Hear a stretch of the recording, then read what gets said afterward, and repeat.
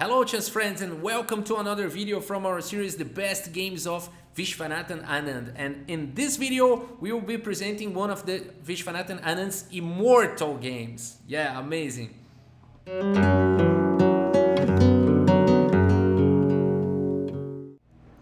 Anand has the white pieces and he's playing against Lautier, very strong player from France, and they are playing in Biel Suisse 1997. And Viswanathan Anand with the white pieces starts with e4, and here we have the Scandinavian defense here, defense from Lautier. Viswanathan makes what most of the players would do, just capturing the pawn, and now this queen is in the middle of the board, and now knight c3 develops a piece attacking the queen. So always, every time you can develop a piece with a tempo is a good move. So now queen a5 and d4, just grabbing the center, knight f6, knight f3, and here c6, just giving room for the queen to escape and also protecting those d5 and b5 squares. Bishop to c4 was played here by Anand, bishop to f5, and now knight e5. So Anand is just improving the position of his pieces, and e6 was played because there is already an attack here on f7, and it's not really easy to defend this. Bishop to g6 is also another possibility, but after queen e2 or even bishop to d2, white is simply developing a lot faster because this bishop had to move several times. The queen is not very active and it had to move several times, and this pawn was just not developing a piece, so a much better position for white. That's why Lautier played a e6 here, just protecting f7 and preparing to develop this bishop and castle. And here Anand starts an immediate attack on the king's side. Immediate attack on the king's side with g4, now attacking the bishop, bishop to g6, and now h4. Unbelievable, that's unbelievable. What Anand is doing here in this game, just pushing pawns like crazy and going after this bishop here. Very powerful attack from this genius Anand. Knight from b to d7, and now knight takes d7, knight takes d7, and h5. The bishop can escape. Yes, it can. Bishop to e4. Now this knight cannot capture the bishop because it's pinned by the queen. So rook to h3 was played because the rook was attacked, and now it's free from the attack. Bishop to g2, chasing the rook, and now rook to e3, and here knight b6, attacking the bishop, and after the bishop retreats to b3, then knight d5. And what do you do in this position? The rook is attacked, the knight is attacked twice, and the knight is pinned. And okay, it seems like it's game over for Anand. I mean, he's being punished because g4, h4, h5 was simply too much crazy, and now he's being punished for that, and now Anand is losing, right? No, that's not what is happening. Now Anand continues with a brilliant move here.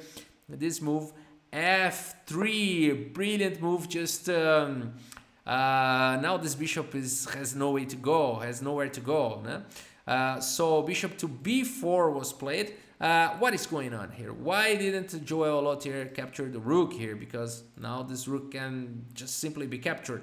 The point is that black is winning the exchange here, but this bishop has no way to go, has no way out.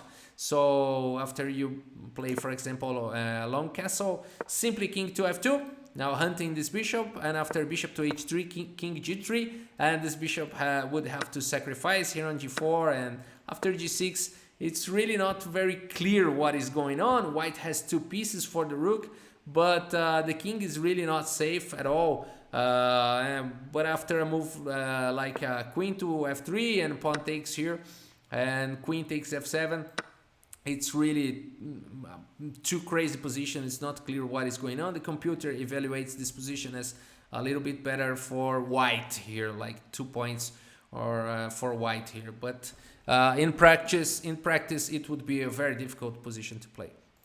So yeah, that's what Anand here is proposing to Lautier, but he refuses it by playing bishop to b4 and now increasing the pressure here over the knight on c3. King f2 was played, now attacking the bishop.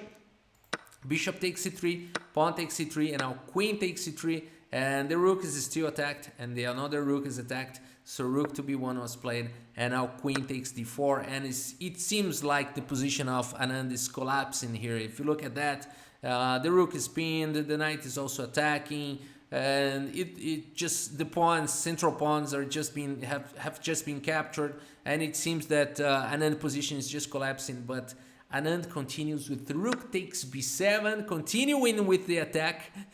And after rook to d8, knight to e3 is not a good move here, because bishop takes e3, and after queen e5 you just continue improving the position with bishop to e4, and if black castles, simply king takes g2, and white has 2 pieces for the rook and a good position, and believe it or not, the king is safe here.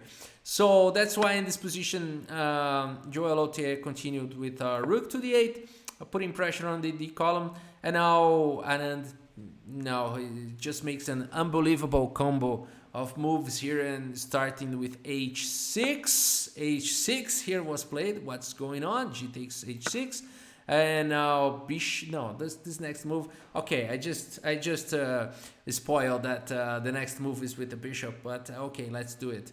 There's a motive here. Every time this bishop moves, there's discovered attack here on the queen, but the point is that the queen is not defended. So this is a queen sacrifice, and the next move is just a brilliant move that makes this game as an immortal from Anand. Bishop to g6.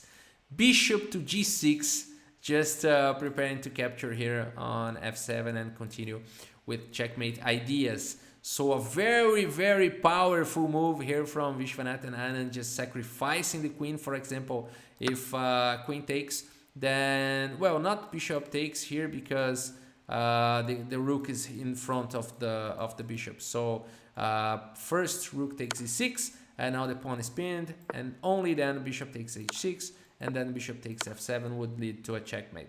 So that's why in this position Joel Lautier continued with knight to e7. Now just cutting the connection here with the attack, just blocking the attack here from the rook to f7, and also now attacking the bishop with the knight, and also protecting his queen with his rook. So it seems like a perfect move, and Anand simply continues with queen takes, rook takes, and now this rook d3 move, another very powerful move here from Viswanathan Anand, attacking the rook, and it's not possible to capture him because the bishop goes back, and there is also this threat of rook to b8, and it's not really clear how to defend this, and also the bishop is hanging, and it's a completely winning position for white.